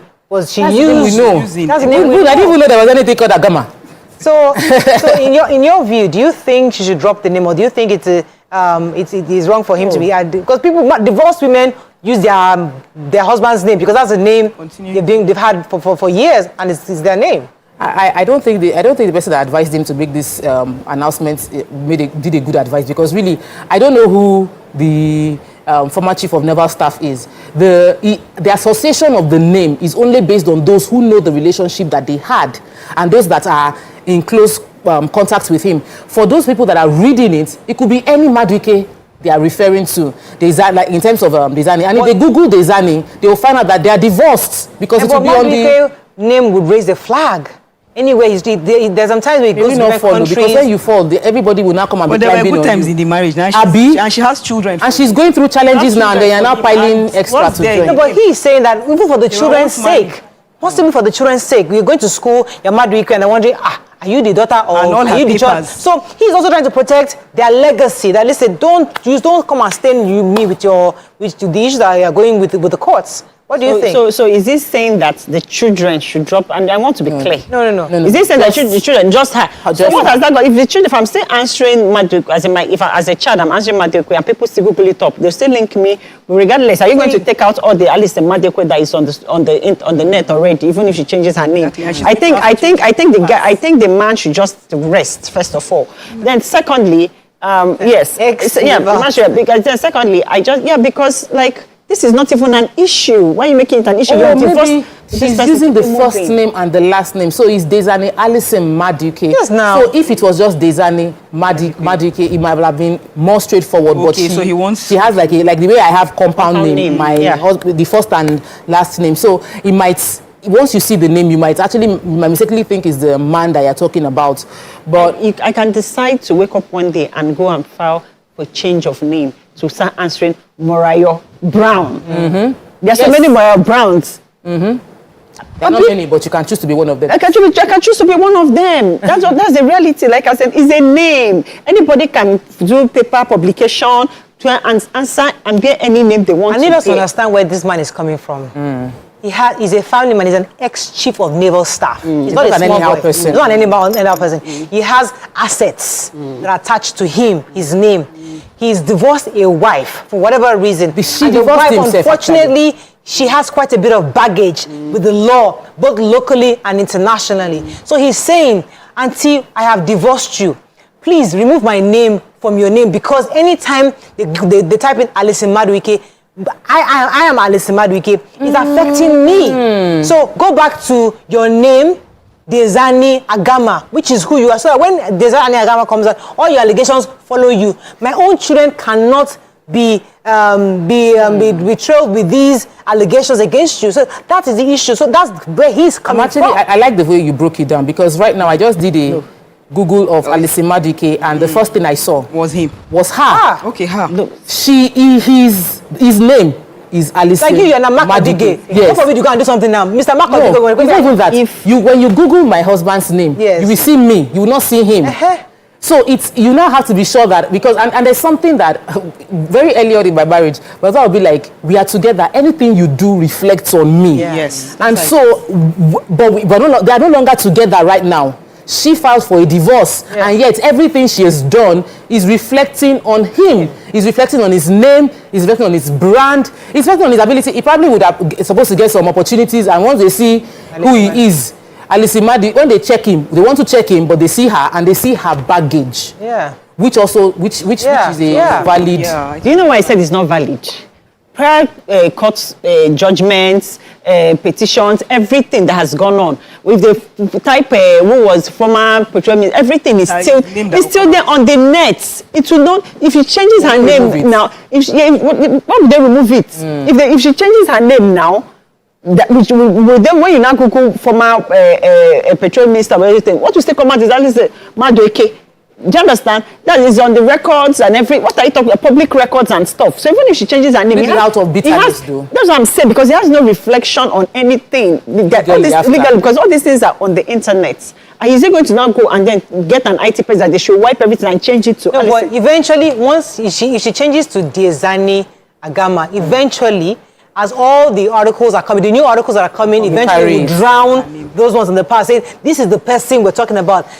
I mean, I'm trying to see where he's coming from. Because he said the persistent portrayal of the respondents as the spouse of the petitioner is creating embarrassment, a misleading impression. So officially, it's still looking like they are married and they are not. And so it's now a case of you cannot live your life because we have been attached together. So let us detach completely. If we have detached legally, detach everything so that you go back to the way you were before and I can still have my name. But really, you should do a press conference and tell the world that they're no longer married. Simple. Like, why this? Okay, unfortunately, we have to like he wrap has up. too much time. That's how we can wrap up. We have to bring in our guest, but really, in a nutshell, he's just trying to say that this woman obviously has quite a lot of legal baggage she's trying to deal right now with the courts, and he's saying that her name that she's carrying, which is his name, is affecting him, his assets, and possibly even his future children and future things he has. So he's asking for her. He has actually filed a petition at the courts to have her stop using his name. So we'll see how that goes.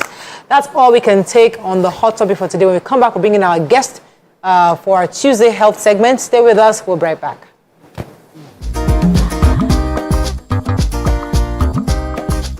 Stay tuned.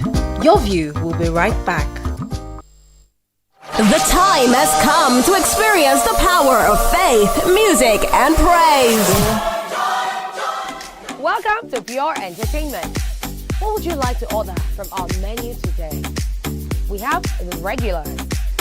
So let me go and look for my jam results. So My 280 was 320. I suppose don't be one medical. At this point, I contest my jam results. I want to close the show. I can go. I can. That's I all we live can Nigeria, but I take. choose to stay. Close the show, Father. Ladies and gentlemen, number one, Unavailable by Davido featuring Musa Keys. We also have today's chef special. Yo, shine, shine, shine, shiny, yeah. Say recap done, and it's time for number one on the countdown. One of Nigeria's hottest artists right now, his name is Rema, and this one is called Charm. Kick it.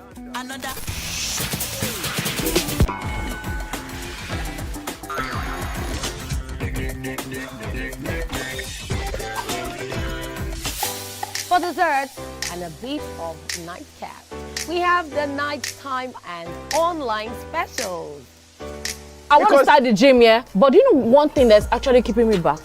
You should start the gym to get fat. Cricket. She says she does pole dancing to empower women. What's the difference? There's a difference. That's what I'm saying. So pole dancer, you're already almost naked. You're already almost naked. No, it's the empowerment for me. Sex can make a relationship better. No. Sex can never be overrated. It is needed. Especially when it's good sex too. Almost every guy has been with somebody's girlfriend. But there are for all of us now. That's why you're still single. I would not agree or disagree with that because I don't want to get into trouble. I have a home to go to. Your next question. Oh, you ready to fail? Who is the person that used to sus? What is his name? That woman. Bam! Bam! Yeah, Today we'll go here. Hey. Let's catch up now. I'm sure we've been able to satisfy your cravings, yeah? Stay good.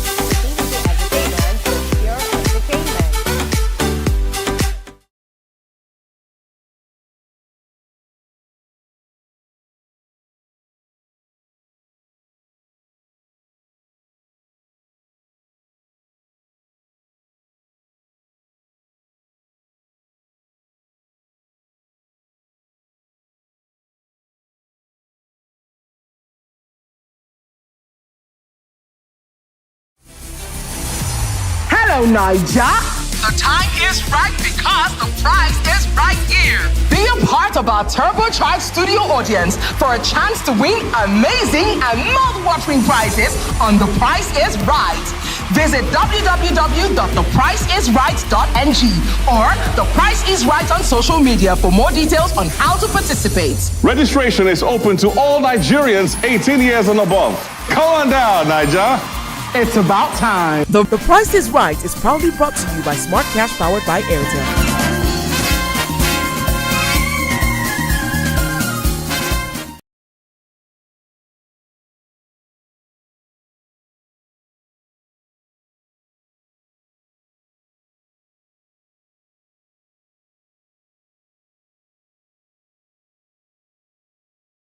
One stop for engaging children's shows like El Tigre, Paw Patrol, SpongeBob SquarePants, Kung Fu Panda, and lots more to keep the kids glued to their screens.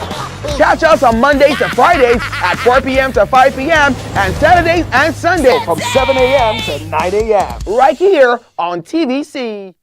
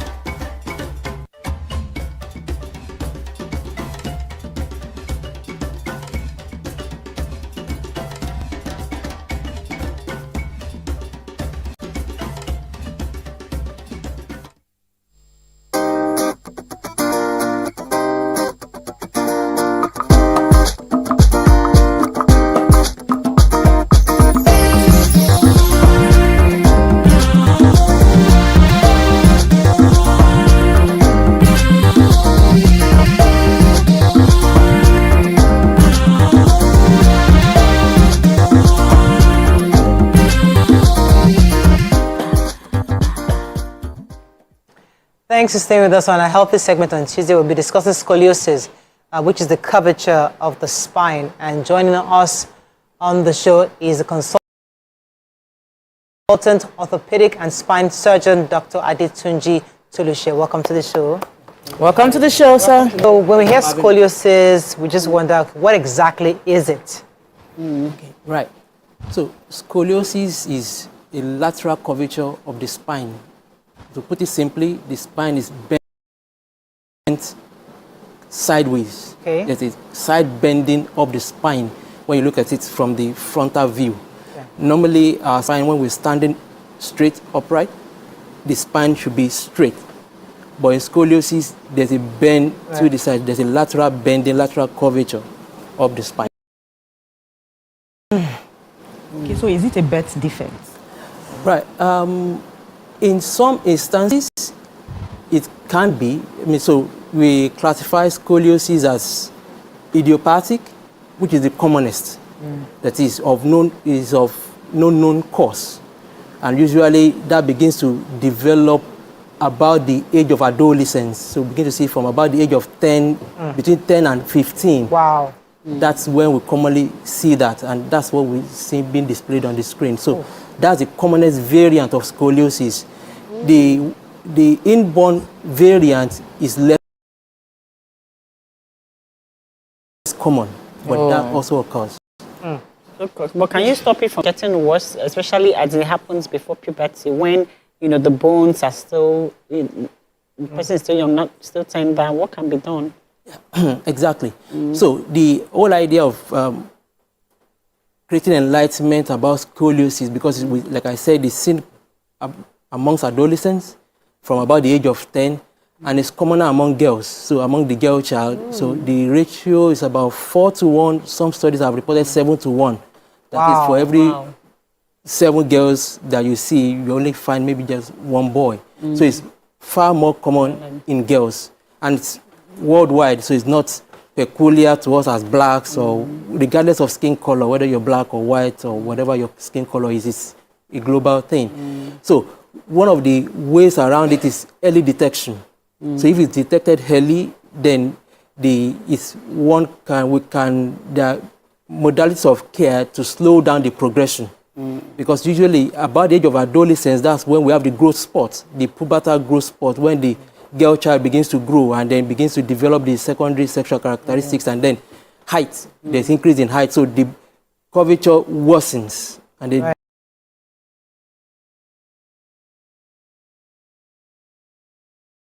become quite bent, and so the thing really is about picking it early, so that if possible, in a large number of cases, we are able to avoid surgery. Right.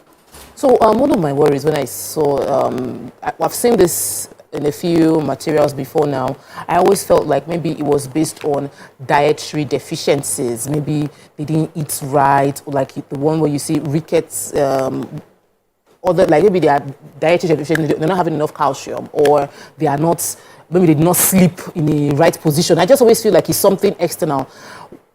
Is any of this true? And what do you think are the things that might predispose someone to having scoliosis?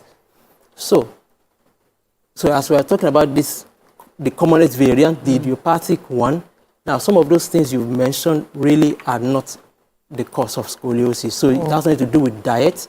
Now, one of the other things that parents are suspected to, they think, oh, because the children carry backpacks, now the load on the backpack is the reason for the bending of the spine. No, they are not causative factors, not at all. So it has nothing to do with diet. It has nothing to do with what the child has been doing, whether the child is active in school, in athletics and sports, or gymnastics, or carrying heavy bags. It has nothing to do with any of that. It has nothing to do with intake of calcium. And also, it also has nothing to do with, like I said, it's about the pubertal growth spurt. Parents have to think, oh, because she's beginning to grow, so the girl child is forming adulthood, or beginning, maybe it's trying to grow wild and beginning to pose and they say, oh, okay, she's beginning to pose because she's beginning to develop, the breast is beginning to form, so she's beginning to pose and tilting one way. So they say, no, tilt right. And so often, is it more common in women? Because you keep saying she. Yeah, that was it's far commoner in the girl child. Yeah. Wow. Far more common in the girl child than the boy. So my question is, how does a parent observe? I mean, what do you look out for? And how early can you pick out the symptoms before it gets to the age of 10? I mean, is there something that can be done before then, or the child must mature to at least 10 to be able to have some kind of a corrective measure? No, not exactly. So I could dial back a little. So we'll talk about scoliosis. So I'm talking about the adolescent variant. Okay. Then we also talk about the early onset. That's where the scoliosis develops before the age of 9 and below. Okay. So in those variants, we call them the early onset scoliosis. Okay. While the adolescent variants, that's the one from age 10 and above. Okay. So those ones are, like I said, the ones 10 and above, that's the commonest variant of scoliosis. But in some instances, these things can be picked earlier. So the real thing is all about being observant. Usually, oftentimes, it's the parents that pick, the mother that picks it, possibly while looking at the child dressing up. They realize that, oh, the girl child she's tilting to one side, one shoulder is higher than the other, or one rib, the scapula, particularly on the right side, is more prominent than the other one. So it's all about being observant about these things. In some instances, too, it's picked up in the school by the teacher. I know in other climes, it's not that prevalent in our environment. In other climes, they do what they call school screening. So they screen children for scoliosis because it's something that can be easily picked. You don't really need to, it's just by observation. Yeah. You really don't need any fantastic gadgets. And once you suspect, then you go to the hospital for assessment by the doctor to then determine whether there is scoliosis. But there was something you said I wanted us to go back to. You said it's more common in adolescence. Now, is it that a child grows up normally, her spine is fine, then she gets to age 10, and then it begins to bend? Exactly. So that means that if you have been raising your child and you didn't notice anything, you've been wondering what happened. So it starts from that age, you're saying? Exactly. Oh, wow. So in adolescent variant, the child has been normal all the while, and then from about that age 10, 11, the spine begins to bend. Oh, wow. So you said you talked about surgery. So after this, so can surgery correct that? Right. So with management of scoliosis, there's the surgical management, then there's the non-surgical management. Okay. So usually with the idea is to pick it early and as much as possible try to avoid surgery. There are braces that can be placed, that can be adapted for the patient to arrest or to slow down the growth, the worsening, the progression of the curve. So, but so we measure these things. So depending on the magnitude of the curve, that determines what we do. Usually the recommendation, once the curve is above 50 degrees, then you want to offer surgery. That's the universal recommendation. That's the standard of care. So you want to prevent the curve from getting to that magnitude. But in some instances, like in our environment, oftentimes, by the time patients present, it's way beyond that. And then we have no other alternative than to offer surgery. But sometimes too, we pick them early. Some parents are quite observant. I've seen cases presenting with 15 degrees, 20 degrees, because usually the mother, quite observant, or sometimes it's a sibling. Possibly the girl has an older sister or a younger one who's observant that there's something wrong here, then reports to the mom, hey, I saw her back is this way, and then the mother looks, and then the next thing they come to the hospital. But does the surgery straighten the spine? Does the surgery straighten the spine? That's what I'm asking. So the goal of surgery, when we talk about surgery for scoliosis, the goal of surgery is not to achieve a perfectly straight spine. Yes, sometimes we achieve that, but the primary goal is to reduce the magnitude of the curve and then stop the progression. Because if we do nothing, particularly when it's above 50 degrees, it will keep progressing even into adulthood. And then that would then have impact on the health of the patient. So you want to, the surgery is to reduce the magnitude of the curve, stop the progression of the curve, and then improve the cosmesis, and then give the patient a stable, balanced spine. Okay, so if it's not treated, what will happen in the future? What are the future risks if it's not treated?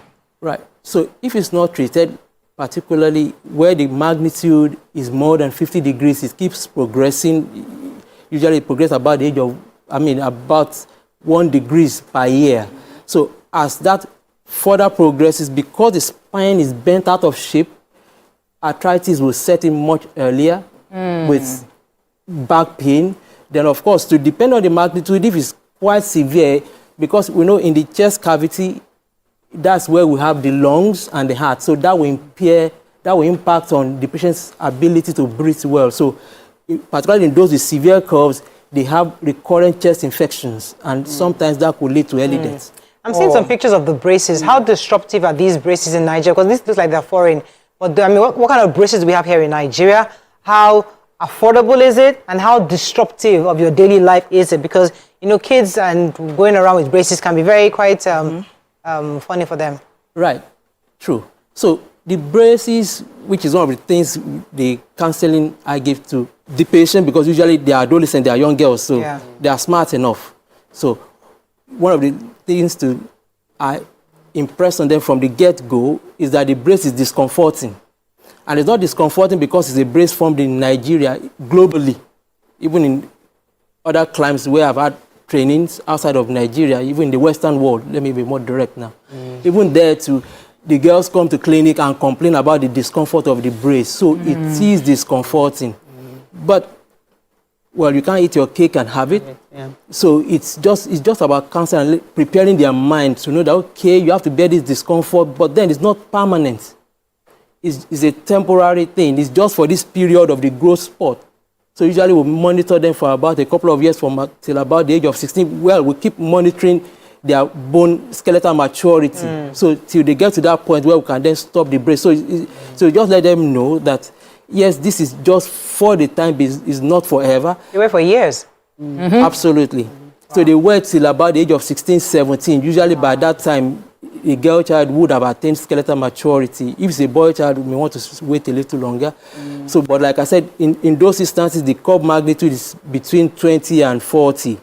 Usually those are the ones we monitor with bracing. And we've had a couple, even here, that have been managed successfully with the brace. So the brace we have here, we call it the Boston brace. Boston from Massachusetts in the United States. So that's the one we commonly use here. Some of the ones shown on the screen is the Milwaukee brace. That one is for more severe curves.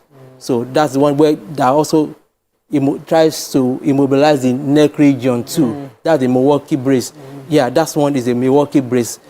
Usually that is not patients that need Boston brace that we use here in Nigeria. Yeah, this Milwaukee brace is not for all forms of scoliosis. Okay. Yes, it's not commonly needed because patients that present with this variant of scoliosis that will require Milwaukee brace are not that common.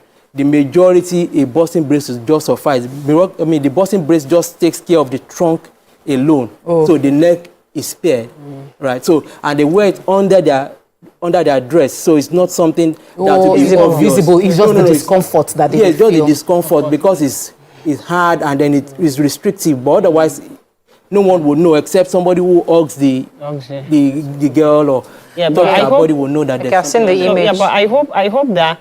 Because, like you said, this is prevalent to females, right? Yeah. And I hope that the medical industry also has like a therapy program because, you're dealing with teenagers and this might affect their self-confidence, their emotions, their mental state. So I hope that there's a program that is aligned to this whole treatment that, teaches them, that supports them mentally during this whole process. Oh, yes, it's important absolutely. for teenagers. I wanted to ask about the fact that I know this is an awareness program so that more people will know about this thing and they can be on the lookout for them. But how many of these cases do we have in Nigeria that have presented to themselves to the doctors that we are aware of? Because I don't see it often, so I don't think is it a Nigerian thing or maybe it doesn't happen here? Oh, it's quite common. You never know until you come around. Virtually every clinic, we run clinics weekly, and virtually every clinic there's a new scoliosis patient presenting. So it's quite common. You never know until you create this awareness talk, then you realize that, there are people in the shadows. But then just enlightenment. Some people are some have been going through just physical therapy, doing exercises. People have been doing all manner of things, but not knowing that treatment is available. Then for some, they think, possibly the treatment is not available locally. They have to go abroad, whether to India or Germany or the United States or the UK to get treatment. But the treatment is available. How affordable is it in Nigeria? Orthopedic surgeon. I'm even surprised you are still with us. Yeah, I'm not jackpot. I think you jackpot now. No. Not jackpot. No, I'm not jackpot at all. But, right, so the cost of care, for scoliosis surgery, yes, it's, you may say it's pricey, but it's still far cheaper in our environment. I know outside of here, on the average, if you step out of our shores, to get surgery for scoliosis, you spend a minimum of $20,000. Whoa. Putting it modestly. I calculate that one. Yes. But here in Nigeria, on the average, your patients hardly spend up to half of that for surgical treatment. Okay. Right. So it's still way cheaper than if you have to think. Please let me just take you away from scoliosis more because we cannot have you and not ask about. Many people complain, maybe because we now have a lot of sedentary lifestyle, about as they get older, the bone posture and back pain and all those things. What are the things that you would advise we can do to help to manage our spine better? Because that's how often do we have someone that is specialized in the spine? Please. Okay, right. So if we talk about back pain, low back pain, that's quite common. You say it's Jedi in Yoruba side. Jedi. Jedi, yes. There are so many things called Jedi. But, there are so many symptoms. Even diabetes can be called Jedi. Patients with hemorrhoids are called Jedi. All manner of things. Even some people with STI, sexually transmitted infection, will be called Jedi. Or some will say it's because of taking excessive soda. But it has nothing to do with that. So, but low back pain, one thing to understand is that it's very common. It's about the commonest symptom that human beings experience after headache and then symptoms of common cold. That's the third commonest symptom. Yeah, is that common. Most people, up to 80-90%, at one time or the other, will have back pain. But the good thing is that in the vast majority, it is temporal. It's transient. After a few days, few weeks, the pain goes away with or without taking medications. Now, with regards to the aging population, so right as we grow older, the changes, we call them degenerative changes, that occurs in the spine predisposes to back pain. So to a large extent, the advice we give is to maintain healthy lifestyle. As much as possible, we want to stay active. We don't want to live a sedentary lifestyle, you want to avoid smoking, you want to move, you want to be active, and then keep a healthy weight, essentially. So those are the primary things. Then, of course, the way we go about our activities of daily living too, the kind of chairs we sit on, the kind of bed we sleep on, then you want to avoid lifting anything heavy, and then if you have to bend, the way you bend, so instead of bending over, you rather want to squat to pick things up from the floor, because usually those are the predisposing factors. You want to avoid sitting for too long, maybe in the flight or in the bus. You want to get up at intervals to move around and move your back. Right. Interesting. So arthritis, and I mean, just like you said, we have like 1 or 2 minutes, but the use of arthritis, how soon and what can predispose you to arthritis, and how do we try to prevent it? Because it's pretty common in Nigeria. Yeah, arthritis generally, which is all about the changes in the joints that eventually causes pain, just to put it simply. The prevalence increases with aging. There's some form of familial predisposition, now some genetic predisposition, but you can't outrightly say you want to prevent it. You can only try to just live a healthy life, maintain a healthy weight. You want to avoid obesity, and then stay active, keep your joints mobile. Yeah. Thank you so much. We have to wrap up, but thank you so much, sir. Hope you're not Japanese soon, sir. He's with us. They always keep quiet when we ask that question. No. I love the way you answered. I'm still here. Okay, thank you very much, sir, for still being here. That's all we can take on today's show. Hope you learned a few things as we have. Have a great day. We'll see you tomorrow. Bye for now. Bye.